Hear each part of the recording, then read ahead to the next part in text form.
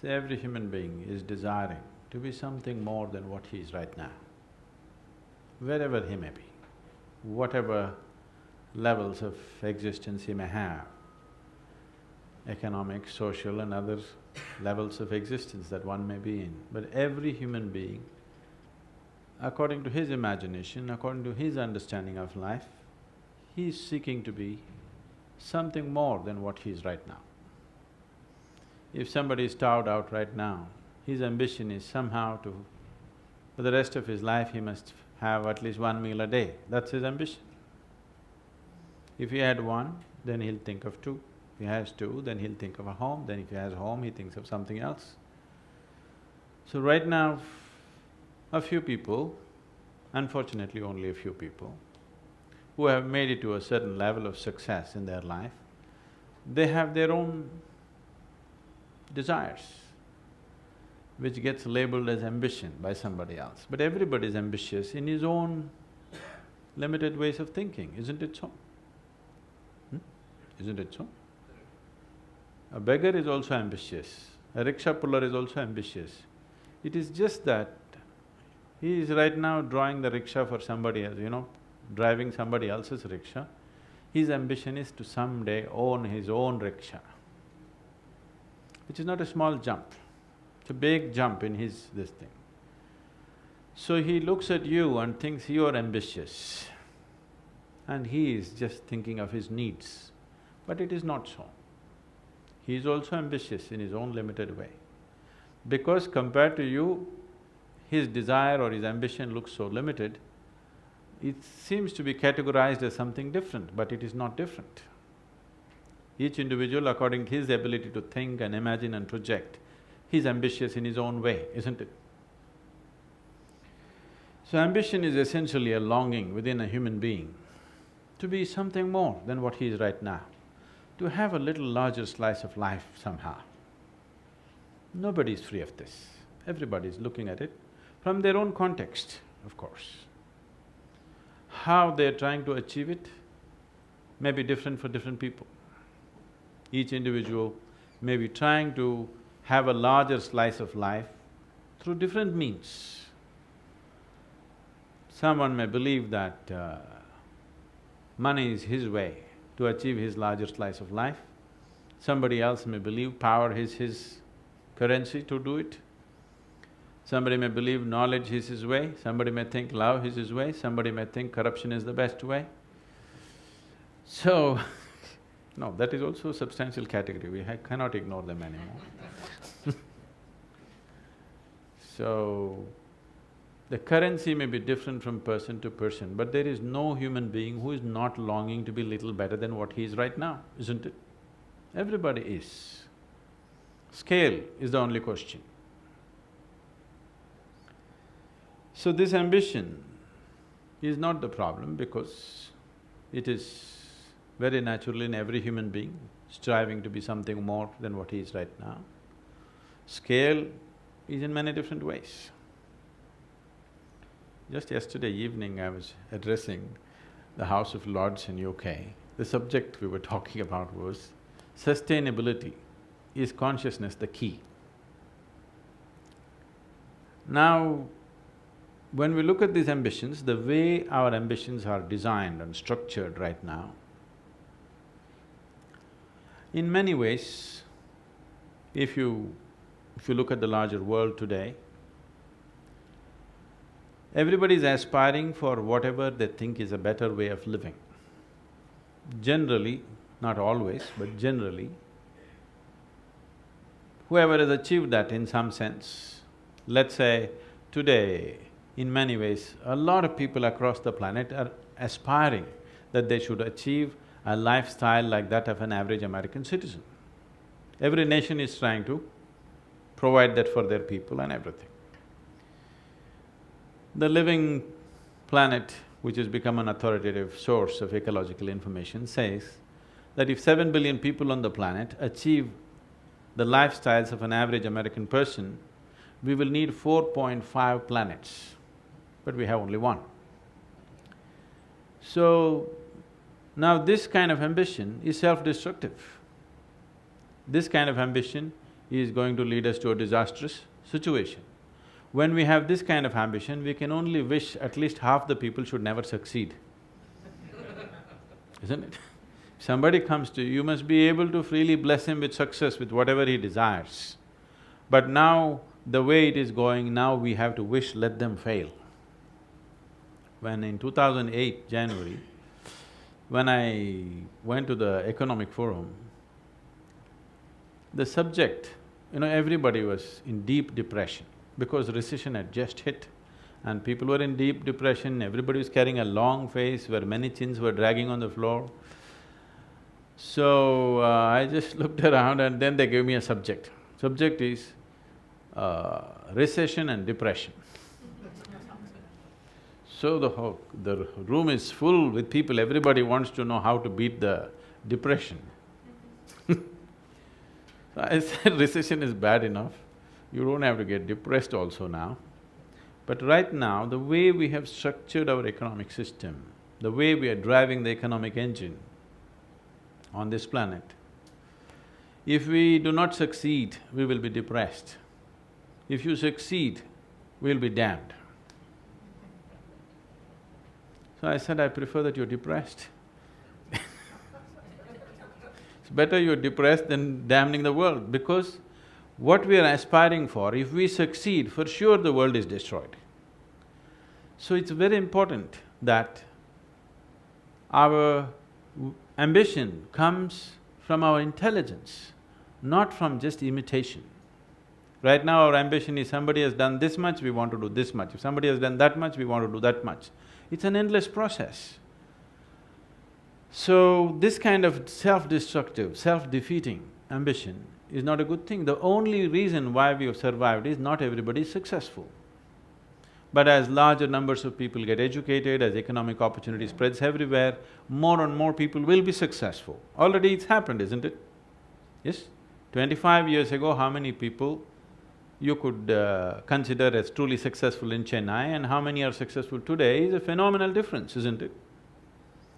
So now should we wish for everybody's success or should we wish that they should not succeed? Because if they succeed, it'll be a disaster. If they do not succeed, they'll be depressed. So, when we say vision, we are looking at an ambition which is not destructive. We are looking at an ambition which will lead to well-being, not to a destructive way of living. This is only possible when we stop imitating our ideas of success from somebody else and something else and start looking at how to unlock the deepest potential that each individual has within himself. This human being finding full potential to who he is the greatest fulfillment that you can have in your life, isn't it so? Yes? If you get to do everything that you wish to do, not cultured by what is around you, but really according to your intelligence and competence and aptitude, what is the best thing you can do, if you pursue that and you find full expression to that, that would be the most fulfilling life in the material world for any human being. But that is simply absent in our education systems, that's simply absent in the social milieu in which we live. The whole thing is about being little better than somebody else. Being little better than somebody else, there are two ways to look at it. The joy of success for most people is just this, that somebody else is not doing as well as them. I think that is not success, that is not joy, that is sickness, isn't it? Somebody's failure is your joy. Is it sickness or is it success?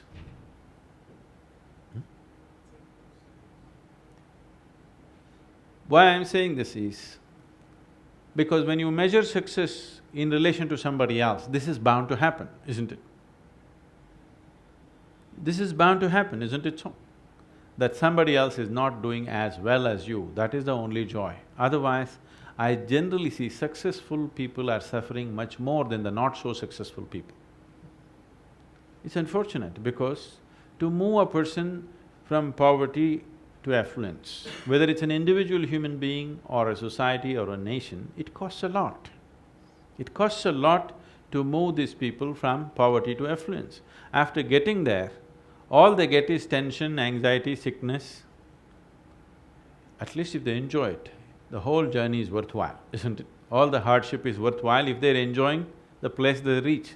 But most people are not enjoying their destination. You see, successful people are always more tense, more anxious, more all these things.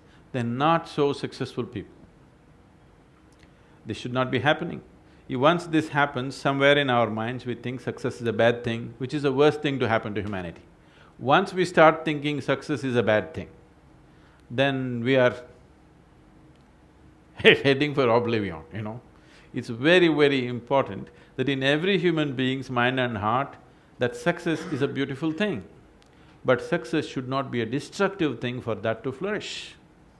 If success is destructive, slowly people will start talking in terms of success is a bad thing.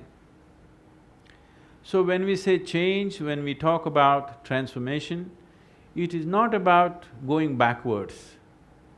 So when we say ambition becoming vision, it is not a backward step, it has to be a forward step. About 12 years ago, I coined this term called inclusive economics. It's now it's bouncing all over the place, our Prime Minister using it again and again. It is making rounds all over the world. Still the economy has not become inclusive, but at least the thought is bouncing around a little bit, and something gradually, once we start thinking, action will come forth somewhere down the line. So transforming our lives from working for a personal ambition to a larger vision is not about giving up your personal needs, it is not renunciation. Just now, just half an hour ago, I was addressing the IIT, Chennai IIT, and all the students were there and they were asking about this thing, how can we be successful? I said, your idea of success has to change first of all. If your idea of success does not change, we have a very convoluted idea of success right now, which is not sustainable. If the whole planet becomes successful, there will be no planet left. That is how we have crafted success right now, isn't it so? Isn't it so? This is not a proper way to structure this. This needs to be looked at in a much deeper way. When I say vision, vision means you are able to see ahead of your time as to what will be good even after 100 years' time. Knee-jerk ambition is, today I aspire something and I do it, I don't care what happens tomorrow. I think all of you have reached a certain level of success where you can look beyond your personal ambition. You can look, if we continue like this, in another 100 years, will things be better or worse? We have to look at it, isn't it? Isn't it so? So, transforming from ambition to vision is only a question of inclusiveness. When I say inclusiveness, it is not about charity. Charity should be banished from this planet, really.